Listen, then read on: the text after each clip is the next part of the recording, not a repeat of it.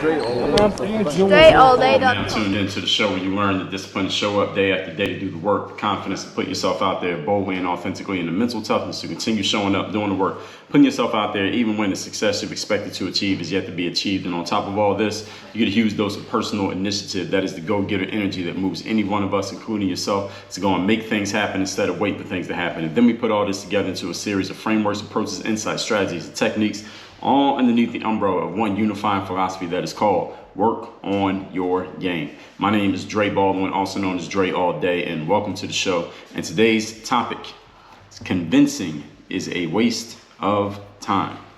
Any of you who have found yourself trying to convince someone of something, even if you know that you are right, even if you have facts, even if you have proof, even if they would just be quiet and listen, you could prove to them that you know exactly what you're talking about. Trying to convince someone of something that they don't want to be convinced of is a waste of your time. So I want to try to help you. I want to try to help save you some time, your most valuable resource, and energy, probably your next most valuable resource, so that you can end stopping trying to convince people of anything. Now, before I get into that, let me tell everyone I send out a daily motivation text message every day. If you like this show, you will love the daily motivation text that will come straight to your phone every morning. Just a quick pick me up to keep you sharp, focused, and on point every day. To get that text, all you got to do is text me at the number 305-384-6894. Send me a text there. Every day you'll get the daily motivation text free of charge. And you can actually respond to any of those texts and engage with me directly through that number, which is posted also down below in the show notes, 305-384-6894. Now, the definition of convince means to cause someone to believe firmly in the truth of something. Now, this is an interesting definition here because I do not believe it is possible to cause a person to believe anything. You can't make somebody believe something. Now, you can show someone something. You can demonstrate things to people. You can explain things to people. You can browbeat somebody with your knowledge, information, facts, evidence, proof, whatever else it is that you want to show someone to get them to understand what you understand. However, for someone to believe something, they must choose. You cannot make someone or cause someone, or you can persuade or influence. I mean, you can try to persuade or influence someone to believe something, but for any human being to believe something, they have to choose. They have to decide, okay, this is what I'm going to believe. An exception might be a young child. A child up to, what I've heard is up to about age 7 or 8. You know, if you have enough time with a young child that is up to that age, you can pretty much get them to believe anything if you tell it to them often enough, simply because their brains are so malleable, they're going to accept whatever is given to them, especially by a trusted adult. But anyone other than that, after age 8, and the rest of us, all right, you can't make anybody believe something. They have to choose. So if you've been trying to get someone to believe something and you're exhausted, which I know you are because it ain't working, I'm going to tell you why you should stop, and this will give you some logical and emotional reasons to convince yourself to stop trying to do something that you know would work if you just try one more time. I'm going to tell you try no more times. Let's get into it. Point number 1. Topic once again is convincing is a waste of time. Number 1, a man convinced against his will is of the same opinion still. Maybe you've heard that before. Maybe you will hear it again. Maybe you can actually go use it. You should. Why? Because it's true. Why? I want you to understand, if you are really good with words and you're a very persuasive, influential person, if you're a natural salesperson who can pretty much talk anybody into anything, you could talk somebody into buying, you could talk the desert into buying some sand from you, you could sell water to the ocean. Even if you're really good with words and you may be able to convince many people of many things, here's the challenge. Eventually, you and the person whom you have convinced will part each other's company. You're going to go home, they're going to go home. You're going to go to the east, they're going to go to the west. You're going up the street, they're going down the street. You're going to part company with the person whom you have convinced. And at that point, what happens is the person who you convince will go right back to believing what they already believed for the last 15 years before their interaction with you. When you convince someone to believe something, or at least you think you had convinced someone to believe something, most of the time when you think you convinced somebody of something, you didn't really convince them. What you did was you got them to appear to agree with you just so you would shut up and stop trying to push your point on them. So when you think you have convinced someone of something, usually you have not. No, all you did was get them to offer something to temporarily pacify you, not them, but you. And then they're going to go back to thinking whatever they wanted to think before you were even in the room. The person you convince will go back to believing what they have already believed. This is why convincing is a waste of time. If you want someone to change their mindset, as I said in the intro here, they have to decide on their own. Now, what you can do, the extent of what you can do is planting the seeds. You can plant the seed for someone to change their beliefs or change their mind or change their perspective.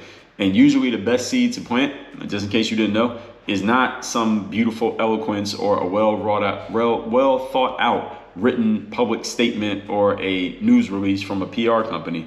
The best seed that you can plant to a person to get them to see things differently is experience. That's the best seed to change a person's belief. It is very rare that a person's beliefs get changed based on verbiage. Again, no matter how eloquent of a speaker you are, no matter how many big words you use, even if you speak on a 3rd grade reading level, so it's simple enough that anyone can get it, you will not make someone believe anything if they do not want to believe that thing. This is just how it works. Now, some of you may be thinking or wondering, well, how does a person, let's say a politician who's running a campaign, or a musician who comes out with a new hit record, or an influencer on the internet, or any person out there who just seems to have the eyes and ears of a lot of people. They just came out, we never heard of them before 2 weeks ago, but now they seem to have the eyes and ears of the entire general public. How does that person do it? I'll tell you how that person does it. And there's a strategy in here that any of us can use if you're clever enough and you think deeply and long enough about how you can use it. Is that person who's able to show up seemingly out of nowhere and have the eyes and ears of a large audience very quickly, all they are doing is speaking to something that already existed in the minds of their audience. They didn't just create some brand new idea that people had never thought of ever in their lives, 30 years, 60 years. They never thought of this thing. Now you came along with this new idea and 2 hours later, this person's a devoted follower for life. No, that is not how it works. There was something already in the minds of the people who are flocking towards the new guy or the new girl or the new idea or the new product or the new whatever. There was something already in their minds that has just been touched on and is being spoken to. That's why people were able to buy in to this new idea or this new person or this new opportunity so quickly.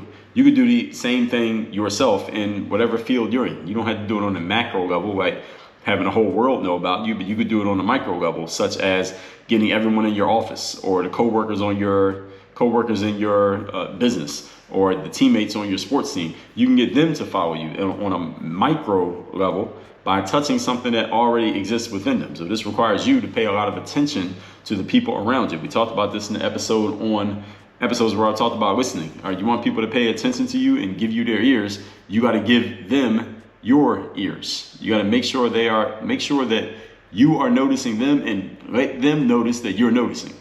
And when they know that you're paying attention, they'll be willing to pay attention.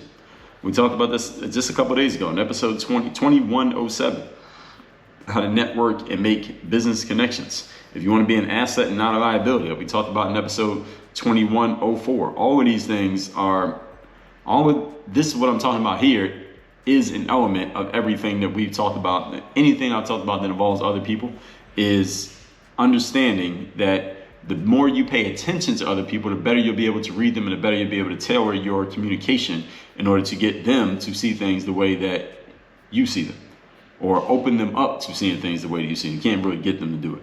This is why convincing is a waste of time.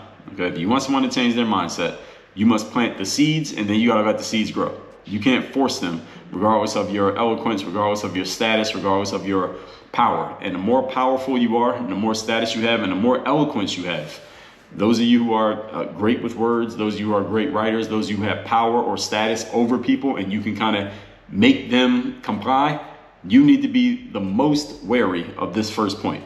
Y'all are the ones who are most in danger here. The reason why is when you have authority over a person, meaning they have to, if they want to stick around wherever you are, they have to comply or at least appear to comply. What happens is people learn to just simply appear to comply on the surface so that you leave them alone, but they don't change their minds.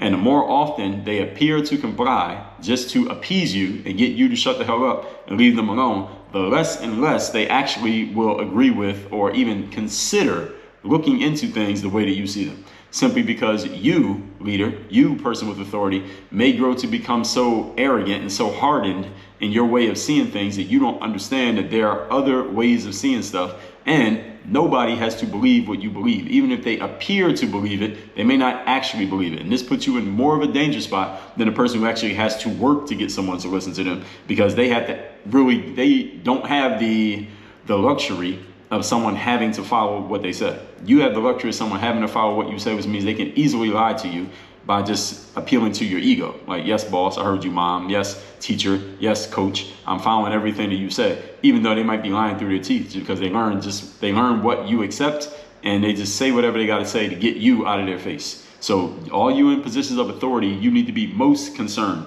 with this first point right here, is that people are not really agreeing with your perspective, even though they may appear to. They are actually going even further and further away from it the further you try to push it on them. Point number 2. Today's topic, once again, is convincing is a waste of time. The best return on investment you can get for your time and attention when it comes to persuading other human beings. Do anybody know what it is? Let me ask the question again.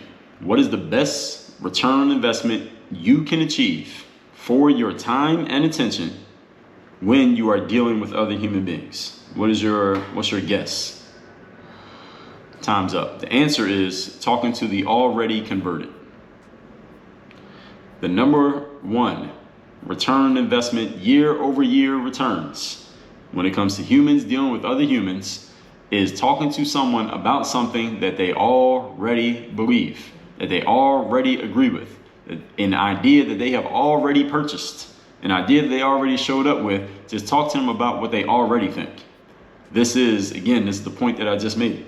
When a new song comes out, or a new product, or some hotshot politician or some online influencer comes out with some idea or some approach, or they just present themselves in such a way, and they seem to get this huge base of raving fans and followers so quickly, and you're like, what is it about this person that has everyone so in on this individual? Here's what it is. That individual was able to, either consciously or unconsciously, sometimes people do this by accident, sometimes people do it through a calculation, they tap into what their audience already was thinking, is already believing, and is already looking for, or might already be missing, and they speak directly into that space. And that's how they're able to connect with people so quick. So next time you see a politician who just seems to have this great groundswell of support, and you're wondering, what is it about this person? I guarantee you what it is. There's something that they're saying or showing or representing that is touching on an emotional level, usually a subconscious level, something in their audience, that audience was just waiting for someone to come around with it, and boom, that person showed up with it. To the victors go the spoils. Now they get everything. This is the best way to get return on investment, is to talk to people who already think the way that you think. Let them know that you think that way, and they will like you. All right, it won't take you but 5 seconds. Hey, we got the same idea, but you got to let people know. In other words, if you're selling something, don't sell to people who are not used to buying. All right, sell to people who are used to spending money. I guarantee you will get a higher return on investment on your sales calls, because these people are used to spending. In the sales world, we like to say a buyer is a buyer and a non-buyer is a non-buyer. A person who does not spend money, you are not going to convince them to spend money. And even if you do, the amount of time and energy it took you to get them, to convince them to start doing something that they don't normally do, you end up losing money on the transaction, even though you made money. You follow me? But a buyer is a buyer. A person who is used to spending money will continually spend money. You just need to present something to them, and guess what they're going to do? Same thing they always do. They're going to buy. In the sales world, we all understand this. And those of you who are in sales who don't understand it, now you know. You want to be preaching to the choir. All right, this is what smart people do. All right, only fools don't preach to the choir. All right, I told you in episode 1507, the title is Preach to the Choir, Dummy.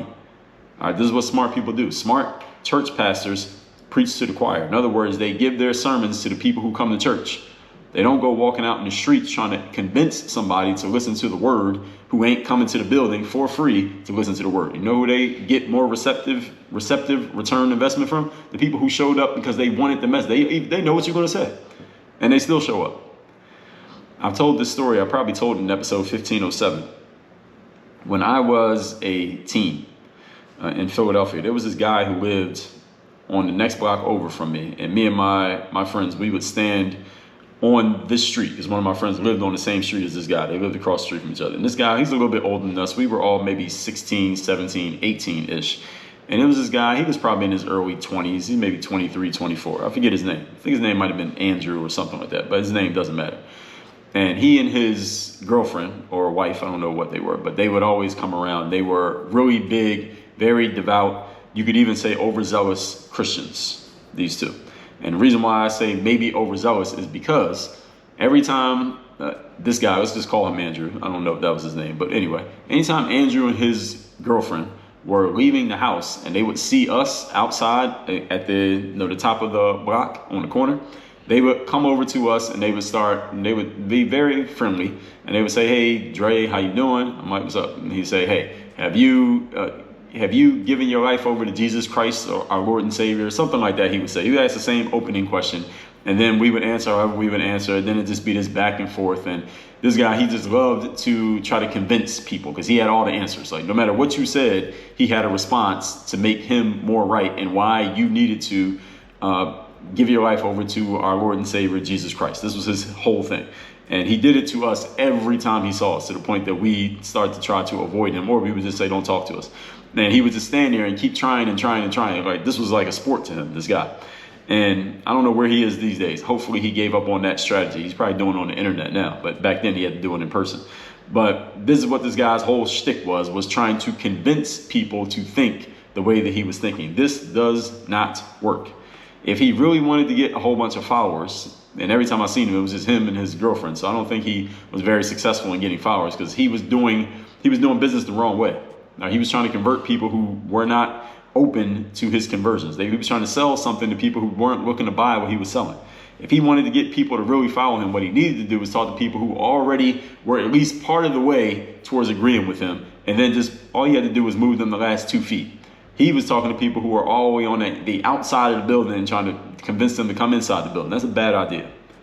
So he was a poor strategist, at least at that time. But hopefully, who knows where this guy is now? Hopefully he's preaching to the choir these days and being smarter about the way that he uses his time and his words. Because he was really good with the responses and the back and forth with people. So if he talked to someone who was already 75% of the way there, he probably would have got a lot of conversions. But he was making a strategic error. Anyway, it is a much harder job, as I just explained to you in that story, to preach to people who are not already in the congregation, who are not coming into the building. It can still be rewarding if you are able to convert some heathens to Christians, if you understand what I'm saying, metaphorically speaking, of course, but it's a lot harder. It's a lot harder to turn the heathens into believers. It is your choice which one you want to do. I just want you to understand what you're signing up for if you decide you're going to try to convince people to do something that they don't want to do. There's nothing wrong with trying. And there are some people who have dedicated their lives to it. Maybe this guy, Andrew, maybe that was his calling. I'm going to talk to the people who are not showing up, and I'm going to try to get them to start showing up. And again, I don't think he was very successful with this strategy, but to each their own. If you want the easier job that comes with much less friction, here's what you do. Deal with people who are already pointed in and moving in the same direction in which you are already convinced. People who are already thinking the same thing that you're thinking. I once heard a sales trainer say, 1% of doubt and you're out. And what the sales trainer was explaining when he used that phrase was that you don't need to waste your time, salespeople, trying to convince someone of something that they do not agree with. Instead, leave that person alone who shows you any doubt for believing you and go find someone who is actually nodding their head to what you're saying and bring them in. All right, you'll get a much higher return on investment on your time. And let's remember, folks, time is our most valuable resource. So if you want to dedicate your time to convincing people of stuff, just understand what you are signing up for and understand that your returns will be a lot less than the people who are doing this in the more efficient way of talking to people who already agree.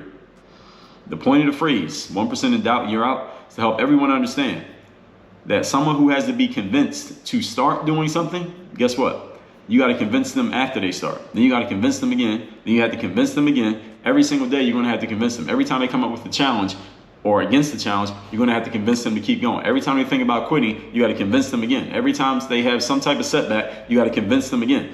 And if you instead talk to someone who's already converted, someone who already believes, you don't have to convince them at all. They might start convincing you.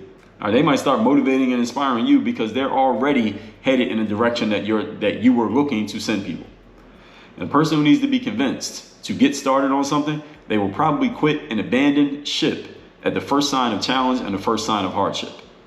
But somebody who's already convinced about a cause of action will more likely persist through the challenges and the hard times. This is something that I've talked about in the episodes on helping people. If you want to help somebody out, you want to help make somebody better, you want to help someone improve their life, and you know they could improve, and you actually know what they need to improve, understand something.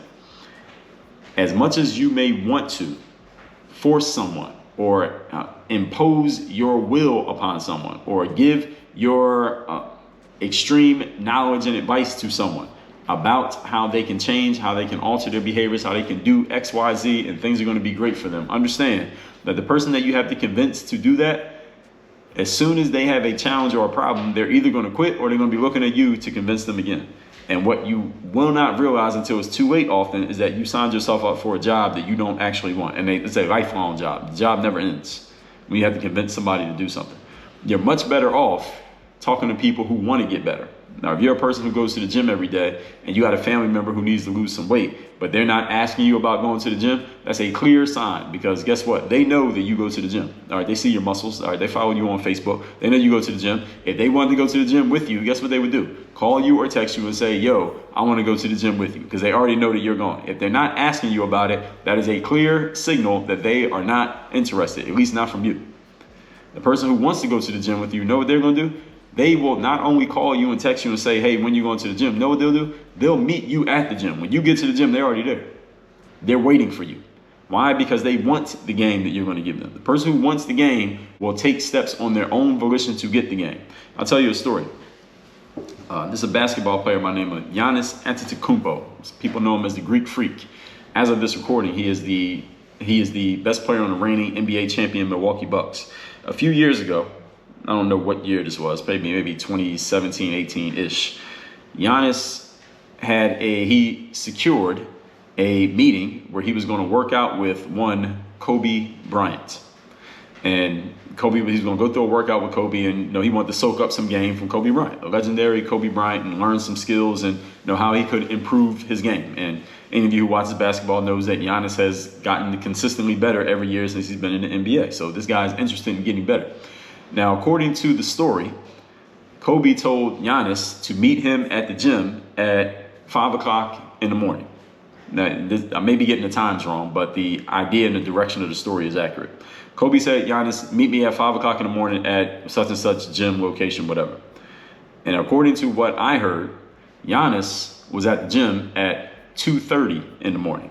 Yes, 2.5 hours early before Kobe got there, with a notebook and a pen, so he could take notes on every single thing Kobe told him. Now, the point of me telling you that is to demonstrate what I just told you. The person who wants it will take steps on their own volition to get what you're offering. You don't have to force it on them. If you find yourself forcing it on someone, you are talking to the wrong person. You are not selling to your buyers. This is bad sales strategy. Point number 3. Today's topic, once again, is convincing is a waste of time. Number 3. This is why the gap between rich and poor, advancing and retracting, continues to widen. People who are getting better and people who are getting worse. You know why that gap keeps getting bigger and bigger over and over and over again? Here's why. Because of the law of inertia. You don't know what the law of inertia is. I've said it many times. It's that an object in motion shall remain in motion. And conversely, an object that is stagnant shall remain stagnant. And both, until or unless acted upon by an outside force that changes their state of motion or lack of motion. An object in motion, we usually call this commonly momentum. An object that is going nowhere, we commonly call this stagnation. Both of those are versions of the law of inertia. We tend to keep going in the direction in which we are already going. People who are getting better, keep getting better. People who make money, keep making money. People who are doing nothing, keep doing nothing.